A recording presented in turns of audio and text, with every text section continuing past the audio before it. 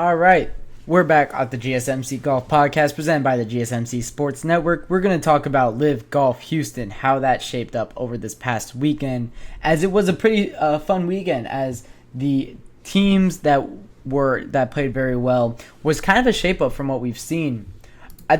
From the overall standings, it's been the Crushers that are first, and they come away first as they finished tied for fourth at Houston.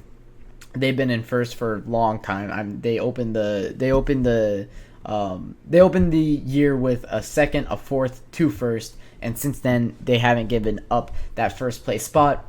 For the Crushers, that's Bryson DeChambeau's team. Of course, he's been playing some great golf on the LIV Golf Tour. And then Jon Rahm's team is second. They are still in second. I believe the only change has been the Ripper has fallen off a little bit. I believe the Ripper were third before this, and now you have Torque GC at third. Of course, Torque GC is that Joaquin Niemann team, who Joaquin Niemann has had such a great season and such a great year here. So very impressive that he's been able to, kind of get his team to third a little bit by himself. He's been that great. But Ripper, that's Cam Smith's team. That they are in fourth after the back-to-back wins at Adeline and Singapore. Couldn't get it done when they get back to America. I think they just don't play well in America. It's 10th at Houston, 10th in Miami. They finished third in Honduras. So they just like overseas tournaments. So hopefully when they go back overseas, I believe they have Nashville, and then they're back overseas for them. So, but for this tournament, it was the Cliques that finished first. They finally get a first after a T2 last time out at Singapore. They finished T2 with Fireballs in Singapore and get a first here. And now they are seventh in the standings. They've jumped the Fireballs. I believe they also jumped the Range Goats, who they were behind, who is Bubba Watson's team. It is Bubba Watson's team. They finished 12th this week. Very disappointing. But as how the leaderboard shaped out, it was Cliques. That is Martin Kramer's team. Finished first. Smash, the Brooks Koepka's team, finished second. Fireballs, Sergio Garcia's team, finished third. Four Aces finally getting a good result. Finishes fourth. They jump to 10th now with a tied for fourth.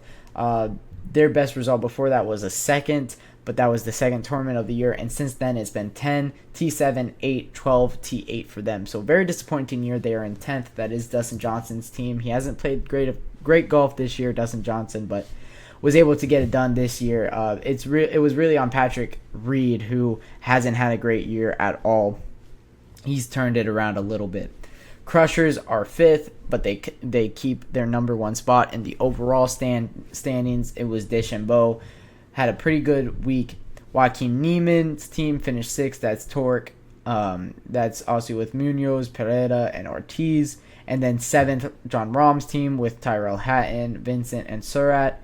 Majestics finished eighth. That's Ian Poulter's team with Westwood, Stenson, and Horsfield. And then you have High Flyers finished ninth this weekend. That's Mickelson's team with Steele, Tringle, and Ogletree.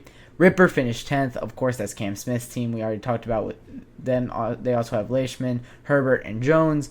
Stinger, 11. Luis Oosthuizen, Burmeister, Grace, and Schwartzel. 12th, the Range Goats. Bubba Watson, Oilane, Wolf, Peters. 13th, Ironheads, Na, Lee, Vincent, and Kozuma. And then when you look at the players, how they shaped up, it's Carlos Ortiz who had the best week of any players, getting the individual victory.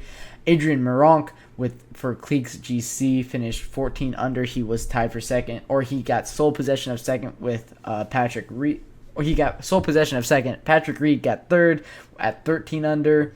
Puig and Garcia were both right behind. And then you have Brooks Koepka at 9. Martin Kamer tied for 9th as well. Dustin Johnson 13th. Gooch at 15th. Sergio Munoz tied for 15th as well.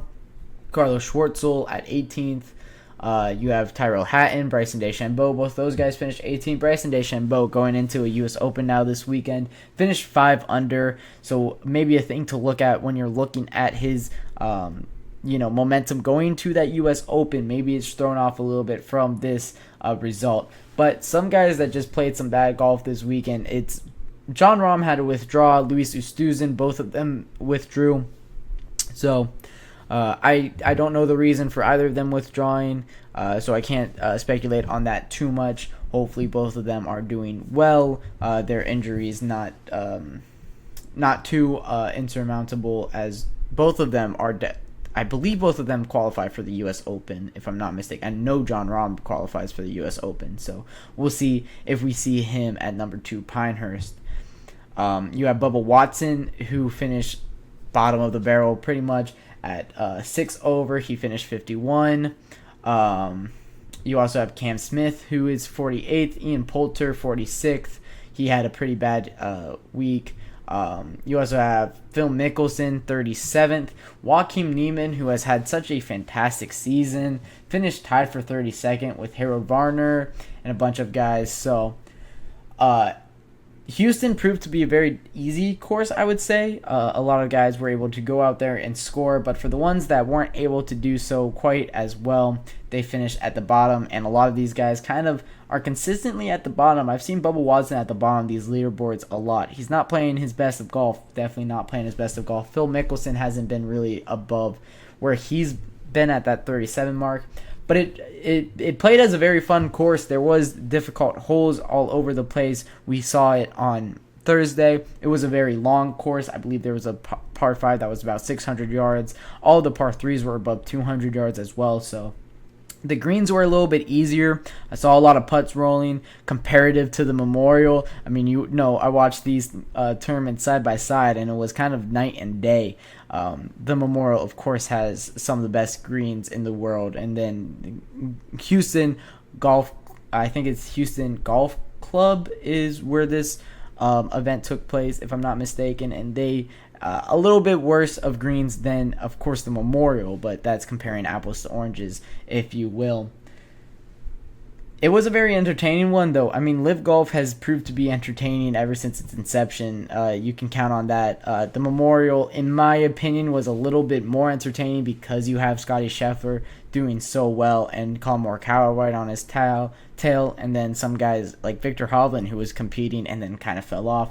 For this, it's a little bit hard for me to really get into this as much as I did the Memorial, just because I know these guys are more or less. I mean, Bryson DeChambeau kind of uses this to play for the U.S. Open, and I think he's kind of open about that. Of course, he does care about how his team does and how he does individually on the LIV Golf. He signed up to win, and he is a competitor. But for him, he got right to North Carolina, right to the number 2 U.S. Pinehurst. He's over there so excited to get on with the U.S. Open. I just feel like for him, it's just a little taste of the taste of what happened at the PGA Championship, how he was so close to getting into a playoff against Xander Schauffele. I mean, he was warming up for a playoff and found out on the practice screen, I think he was on, that he lost and Xander Schauffele made his putt on 18. So for him, maybe a little revenge is in the cards. He's going to be one to look out for. I know. I'm so excited to see how he plays at the U.S. Open at number 2 Pinehurst, as that will be our next segment as we finish up talking about the LIV Golf Tour. Of course, when we're looking at the team standings, how they shape out, not much movement. Cliques move up a little bit, but not too much, and it is the top 4 teams really so close to each other. Besides Crushers and Legion, there is a little bit of a gap, about a 17-point gap between first and second.